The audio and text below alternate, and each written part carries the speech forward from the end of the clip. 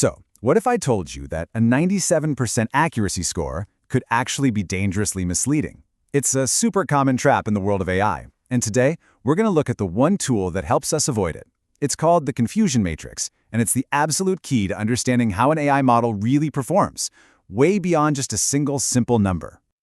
Okay, so let's start our little investigation with just one piece of evidence, a number. And on the surface, this number looks fantastic. I mean, it seems like a total slam dunk for an AI model, but it's hiding a pretty big secret. 97%.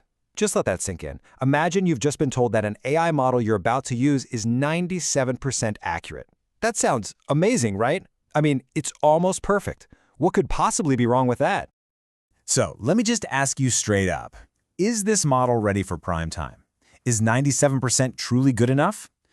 Well, the answer, and this might surprise you, is maybe not. And to find out why, we need to dig a little deeper. This is where our hero tool comes into the picture. The confusion matrix is what lets us peel back that one shiny number and see the full story of a model's performance, the good, the bad, and the ugly. So, what is this thing? Well, at its core, it's just a simple grid. It lays out exactly how a model's predictions stack up against what actually happened, the ground truth. It doesn't just show us what the model got right, it shines a big, bright spotlight on what it got wrong, and, this is the important part, how it got it wrong. And you got to admit, the name is perfect. It's not designed to be confusing for us. It's designed to show us exactly where the model is getting confused. Is it mistaking one thing for another? This table tells us everything. All right, let's break this thing down. The matrix might sound a little intimidating, but trust me, it's built on 4 really simple and intuitive ideas. In fact, we're going to build one together right now. First, we always start with reality. In the real world, something is either actually positive, or, you guessed it, it's actually negative. This is our ground truth, right? This is what really is. And these form the rows of our table. Now we bring in the AI. The model can look at the situation and predict that it's positive. Or it can predict that it's negative. And these predictions make up our columns. And when we put those two things together, reality and prediction, we get this simple 2x2 grid. And this gives us our 4 possible outcomes. Yeah, the names sound a little technical, but they're really not. You've got true positives, false negatives, false positives, and true negatives. Let's just quickly run through these, because the logic is super simple. True just means the model was correct. False means it was wrong. That's it. So a true positive is when something was actually positive and the model nailed it. A false positive, that's when something was actually negative, but the model mistakenly raised a red flag. And a false negative, that's the opposite, and it's often the most dangerous one, where the model just completely missed something important. Okay, Siri is great, but let's make this real. We're going to use a really high-stakes example to see this in action, an AI model that's designed to detect cancer. Okay, so here's our matrix from a test run on 1,000 patients. You can see the model correctly identified 80 sick patients. Those are our true positives. Great. It also correctly identified 890 healthy patients, our true negatives. Awesome. But look at those other 2 boxes. We've got 10 false positives and, 20 false negatives. Now here's the kicker. This is where it all comes together. If we calculate the overall accuracy, that's all the correct guesses divided by the total number of patients, what do we get? 97%. Sound familiar? It's the exact same number we started with. Out of 1,000 people, the model made the right call 970 times. I mean, on paper, that performance looks fantastic.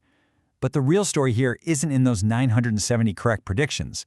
It's in the 30 mistakes. And really, the number that should make you sit up and pay attention is this one, 20. These are not just numbers on a spreadsheet. These are 20 sick patients who were told they were healthy. In a medical situation, this kind of error, a false negative, can be absolutely catastrophic. And this is why that 97% accuracy score was hiding a very, very dangerous truth. See, the confusion matrix lets us move beyond that simple accuracy score and use more specific metrics that tell us about the kinds of mistakes a model is making. And 2 of the most important ones are called precision and recall. Think about it like this. Precision is kind of like an expert archer. Of all the arrows that actually hit the target, how many hit the bullseye? It asks, of all the patients we flagged as sick, how many really were? Its main job is to cut down on those false positives. Now, recall is more like casting a giant fishing net. Of all the fish that are actually in the lake, how many did we manage to catch? It asks, of all the people who were truly sick, how many did our model find? Its job is to minimize those super dangerous false negatives. In our cancer example, you would want incredibly high recall, right? You want to find every single possible case, even if it means you get a few extra false alarms. And look, this isn't just about medicine.